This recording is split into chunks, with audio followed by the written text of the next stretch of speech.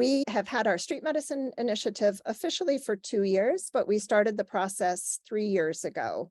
Our street medicine initiative has 3 main activities. We provide direct patient care to people in their own environments through street rounds and community clinics and their satellites. We train the medical community to deliver high quality, compassionate care outside of clinical settings. And we advocate for changes in systems and processes that affect the people that we serve. We started in October 2020 through April 2021 during COVID. We offered a 7-part online training series on serving patients experiencing homelessness. That series culminated in Dr. Withers' presentation. That Dr. Withers' presentation inspired Jeff Woods to create the selective, the optional elective that Mayo Clinic's medical school has. And that ran from August 2021 to May 2022. Then we had the next year with the second year of the selective. We offered content to all first-year medical students, street medicine content. And then we're now in the expansion period. And that involves street rounds, community clinics, funding, and year 3 of the selective. Hi, everyone. My name is Grace Johnson. I am a 4th-year med student. This 7-part online training series is a series that Beth and my classmate Derek and I put together during my 2nd year of medical school. This was kind of in the very infancy of street medicine at Mayo, and it was in the middle of COVID, so everything was virtual at the time. But what we did was invite community members from various sectors in the local Rochester area to talk about their work with people who are experiencing homelessness. And we included community members from different areas, including like the nonprofit sector, the school system, law enforcement, local government, and really just invited them in to talk about their experiences. We kind of led sort of an unstructured interview with them, asked them what they felt like medical providers should know about caring for this population, and acquired advice and collective wisdom from these interviews. We recorded all of the interviews and posted them online, along with a transcript of the interview recording and some sort of key highlights that we took away from each of these conversations.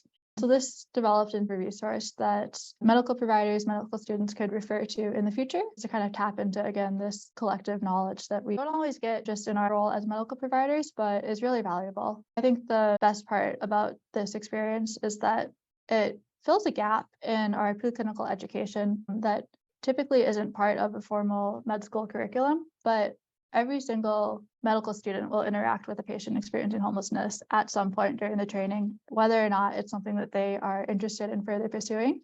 I'm rotating in the emergency department right now, and we see patients who are unhoused on a daily basis. And so I think that having sort of a low commitment way to sort of pique people's interest in this issue and provide some general education is just a good way to spark that initial interest that will hopefully develop into a way that informs how people practice medicine further down their training. I'm Jeff Woods. I'm a 3rd year going on 4th year medical student right now. The last of the lecture series that Grace and Derek put together was a talk from Dr. Withers, who founded street medicine in the early 90s in Pittsburgh.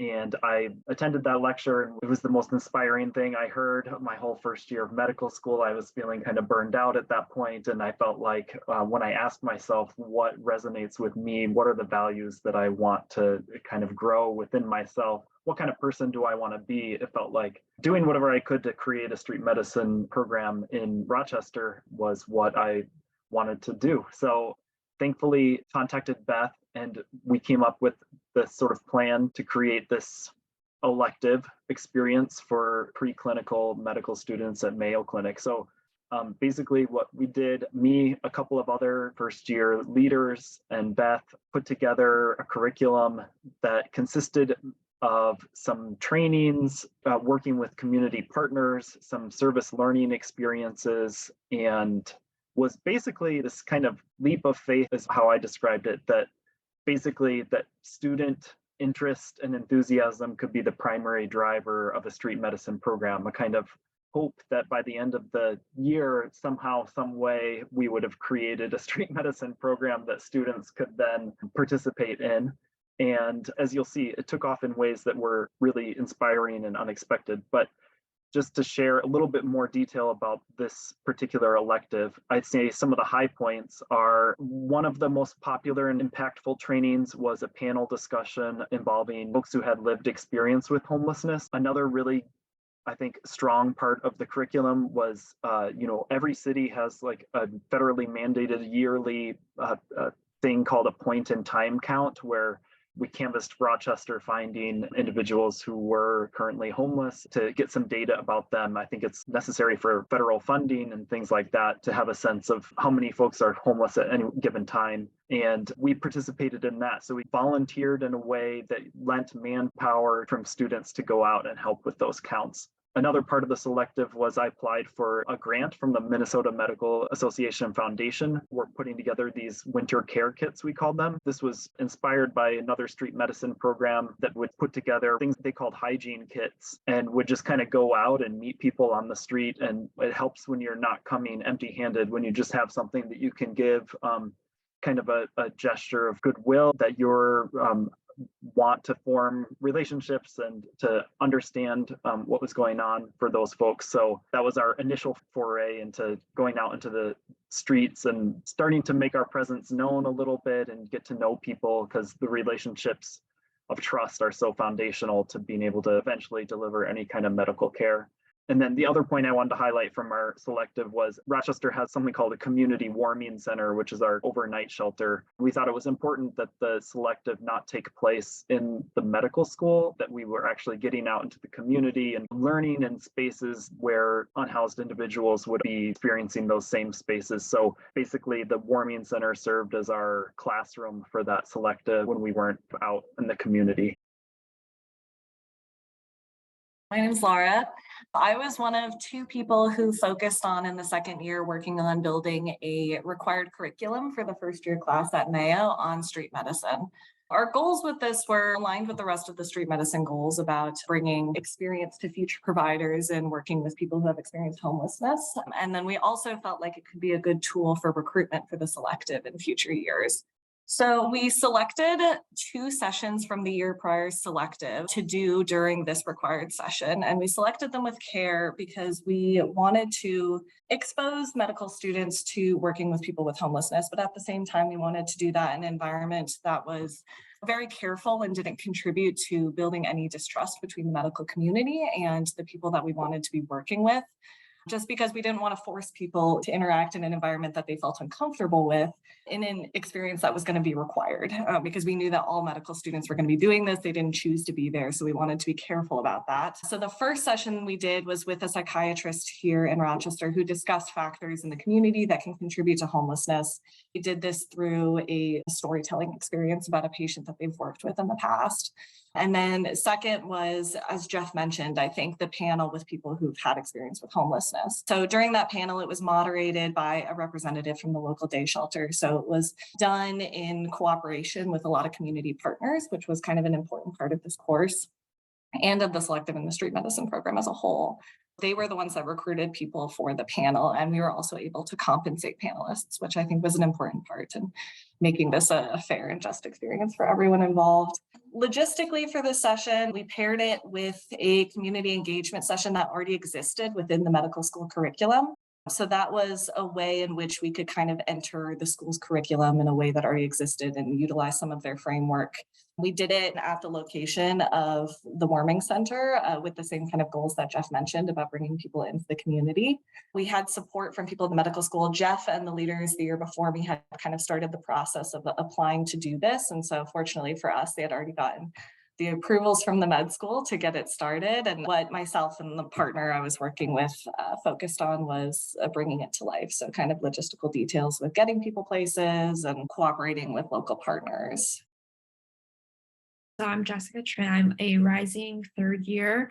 One thing that was different during our second year was we did decide to register for a street medicine interest group. And that was mainly just more for like logistical reasons. Some things that we did for our trainings that I thought was just incredibly rewarding for like the students and also for us leaders, because we were experiencing this selective again ourselves during our second year, was learning techniques ranging from like de-escalation, like what are some effective ways that we can like handle situations that we might encounter when we're thinking about like providing street medicine and working with our patient population who are experiencing homelessness. Other things we did was having a talk on domestic violence. We also had a very interesting medical improv session where we learned about how can we use different techniques if we find ourselves in unconventional settings, providing medicine and thinking about how can we make sure we're creating a safe space for our patients and for ourselves and like social services and whatnot who are on the teams providing care. I think that one of the overarching things that we did in the second year that was maybe slightly different from the first year was we tried to incorporate more community partners that we got to know throughout the first year selective. And then we invited all of them to our introductory meeting, and all of the 25 or so first year students that we have in the selective got to talk with a bunch of representatives from all of these different community partners, which I think really showed the strength of the community that we have here in Rochester. And I think that was very poignant and something that is very important to establish early on in your program in general is knowing what kind of community partners exist in your community, what they do, how they're involved, and how you're integrated into this already existing system. These people really know how to educate communities and how to educate people on their topics. So engaging them, I think, was very helpful. We had a lot of ideas and a lot of them got scrapped just because of timing for this particular selective, but that only leaves more to do for future years. So if you have a lot of ideas and they don't all work out immediately, that's not a bad problem to have. Yeah, and I will also just say that I think when we were planning for the selective, we did leverage a lot of our own experiences being a part of the selective like the year before, as well as like the reflections that students had to do. So it was really helpful to have that first year experience. As part of the selective, students also did an outreach run, and that just meant that they had context for what they were working with and what street medicine was about, and visiting with people who actually lived in encampments and on the streets. When we were thinking about how we would expand the selective and expand the program and just further working with the community, we thought about working as part of a foot clinic because we had heard from community members and individuals experiencing homelessness that it would be really valuable. Some individuals from our team also went to the International Street Medicine Symposium meeting and heard about the experiences that other programs had. So we were able to work with them to build our own clinic. Their experiences were invaluable about what supplies we needed and just logistical factors that we need to think about for the clinic. We also recruited podiatrists who were able to help us learn more about common foot conditions and how to treat them. We also educated medical students on diabetic foot screenings and other common foot pathologies.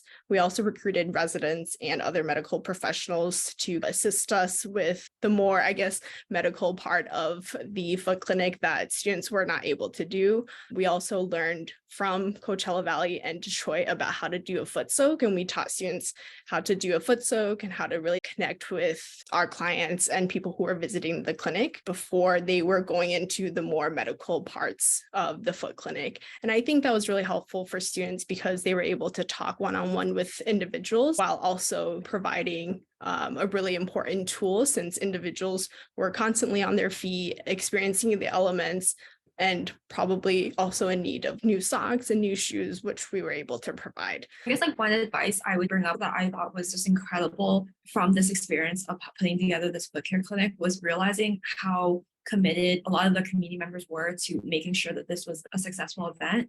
So like Angie mentioned, we provided socks and boots at this event, and those were all donations or sold to us, like the boots, for example, were sold to us at such a discount. Angie and I, we went up to pick up these boots and filled up 2 SUVs with these boots that we got for a discount from Minneapolis. We were able to receive donations from Bombas, but also for this clinic, we also received socks from a local sock store called Hippie Feet that provided us with socks, and they were a huge hit. I think a big part of it was also just the theme of street medicine in general is learning from individuals with lived experiences. So during the training and during the actual clinic, we heard from people about how being on their feet affects them and how whatever foot condition is constantly affecting them or their health or their ability to get around. So I think that was really impactful as well. One thing about the foot care clinic was a lot of things that med students were able to do. For us, I know Detroit Street Med actually does like callus removals, and they do some stuff with the Dremel. For us, me and Beth, we attended the International Street Medicine Conference in Toronto. And honestly, we left that conference being a little bit hesitant about letting med students be more hands-on with like the callus removal, just for like safety reasons for the patient. So we chose to have med students be more of like a shadowing role if there was any like foot exams happening. And then med students were actively involved with the foot soaks, which were very popular. And since the foot care clinic, we've realized even if we don't have like a giant clinic bringing in all these different sectors and having like a foot massage station, having social services and like have like more thorough foot exams, we can still offer these foot soaks to create a really nice experience for our community members. And so since the end of the foot care clinic, we've started doing foot soaks, evening sessions once a week at Dorothy Day Hospitality House, where we have a resident do a basic foot exam, and then we give a foot soak and foot massage. And a lot of the feedback we get is just that no one's ever given them like a foot massage in like over 10 years, or they've never had this type of experience and it feels like a spa experience. And so it means a lot to be able to offer the foot soak, even if it doesn't seem like there's like a medicinal benefit to it. I think just like that element of like relaxation and trust that you build through being able to work with someone's feet, a very intimate experience. I think it's very meaningful for everyone involved. Street rounds are what I think we all imagine when we think of street medicine. One of the physicians who was a faculty mentor for the original selective ended up taking ownership over wanting to deliver street medicine to the community. And so he has been going out once a week to deliver street medicine. And basically he'll go out together with a team of 3, the attending physician, 1 medical student, and then importantly, a community partner. So someone from like the Olmsted County Housing Stability team who has established relationships with the community that we're serving, to be that bridge of trust and to be able to have awareness of maybe some individuals who might benefit from meeting with us or who have medical issues that have been identified in the previous days, and they've already set up a time for us to kind of go and see them. So just for me personally, it's been the times that I've gone out very kind of, I'd say, sobering to see the level of need at times,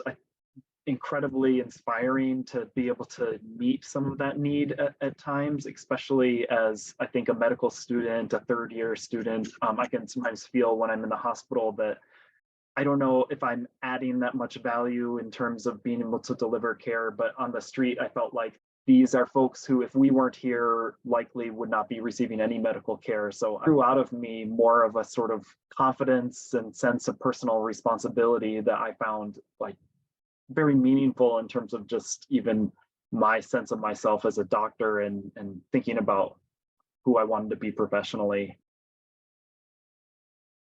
For the eye care clinic, this happened actually almost a month ago, I want to say. We had a number of different stations. One was a vision check.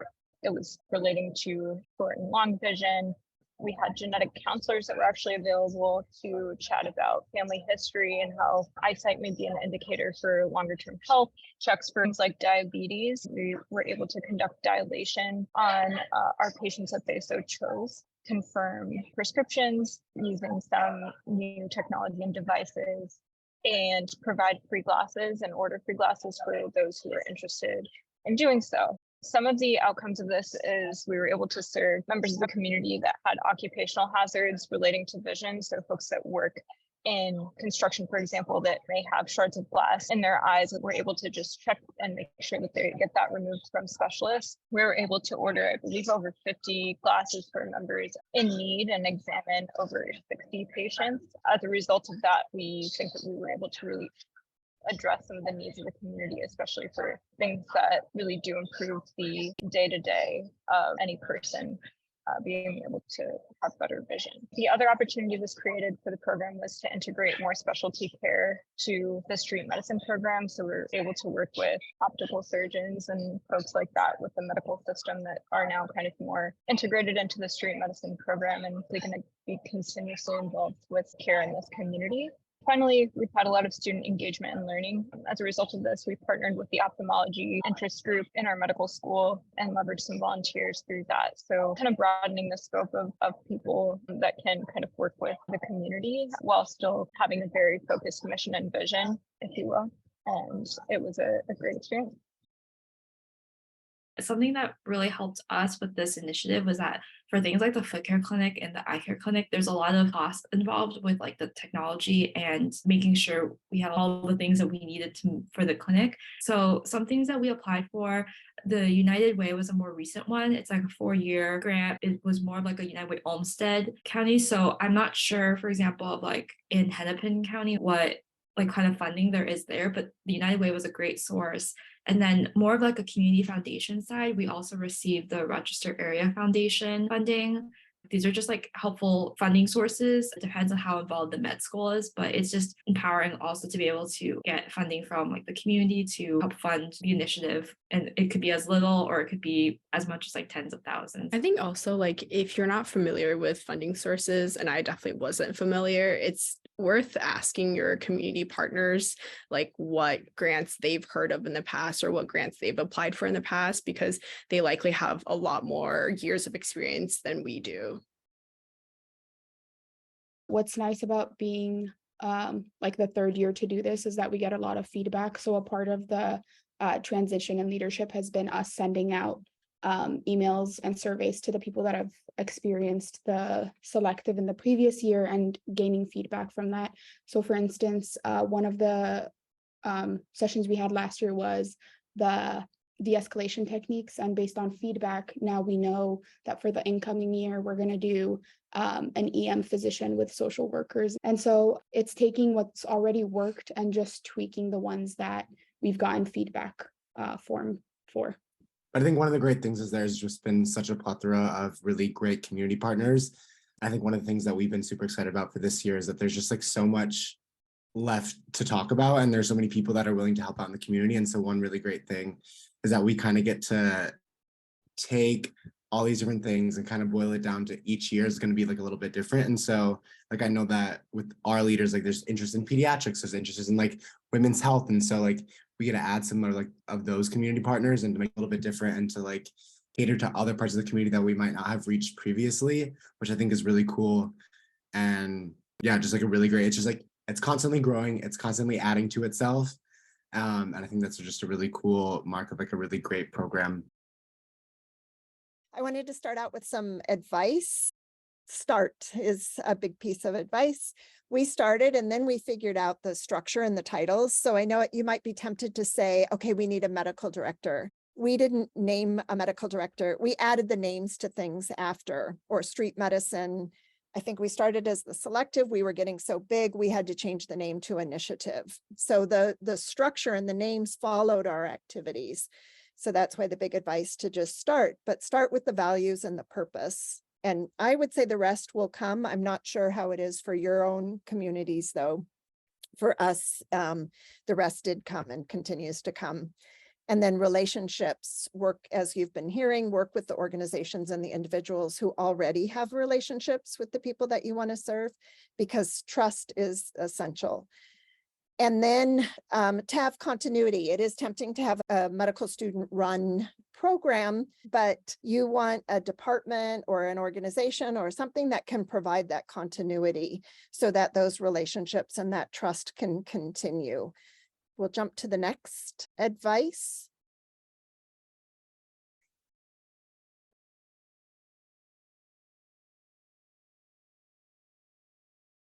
My piece of advice would be it can get really overwhelming between like the funding and the initiatives and all the projects and things. So if you could just remember maybe like early on at some point in your engagement in the project, sometime that you helped somebody, and just like kind of stay grounded in that lived experience in the way that you were able to be the person that was able to be there for somebody else who was underserved or maybe even burnt out or had a bad experience with the medical system. That can go a long way in helping somebody down the road if you're able to make them less scared to get help when they need it. So even a little bit of help goes a long way for a lot of people who might have had adverse experiences in the past with the medical system.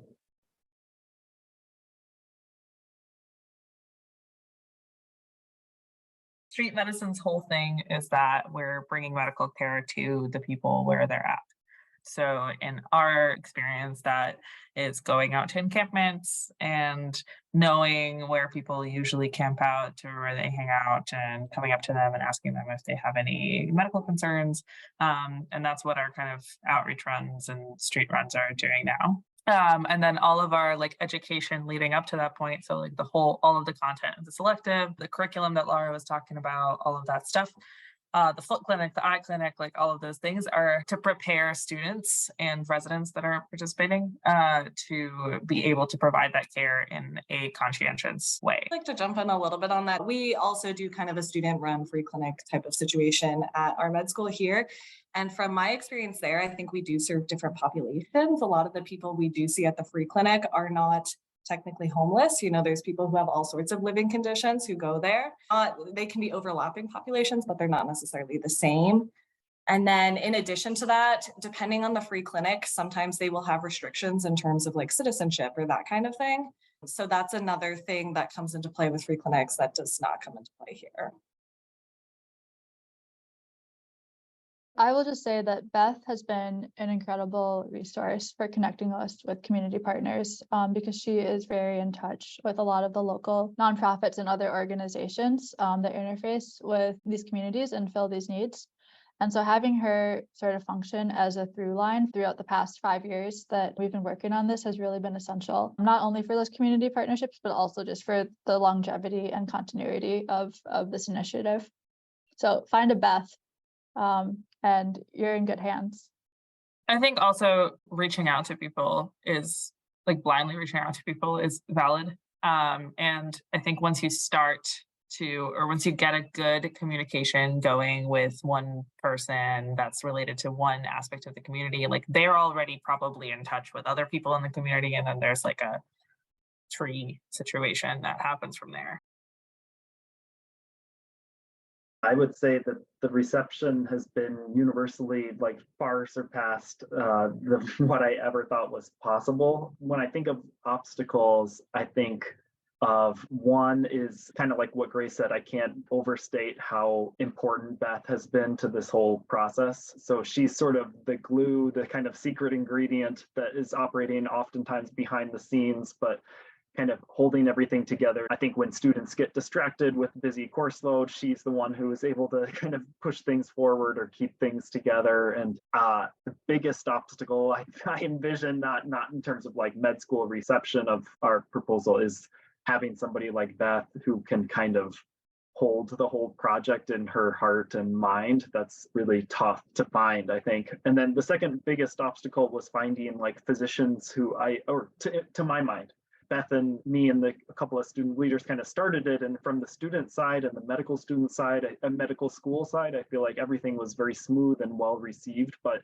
in terms of how we were going to take that next step to kind of getting physicians who wanted to be involved to kind of take the lead with actually delivering medicine and stuff like that, I perceived that to be an obstacle, but it sort of happened organically in a way that felt smoother than I anticipated it being, but I could foresee that as being a potential obstacle. But I think that medical student enthusiasm and the support of the community that naturally arises around a project that feels so inherently promoting the dignity of folks in our community, I think it kind of calls on the spirit in people that I think galvanizes support, and that people wanted to get behind that at every level in the medical school and at Mayo Clinic. So I anticipate it just being a matter of time until that spark kind of takes hold in the right people at University of Minnesota.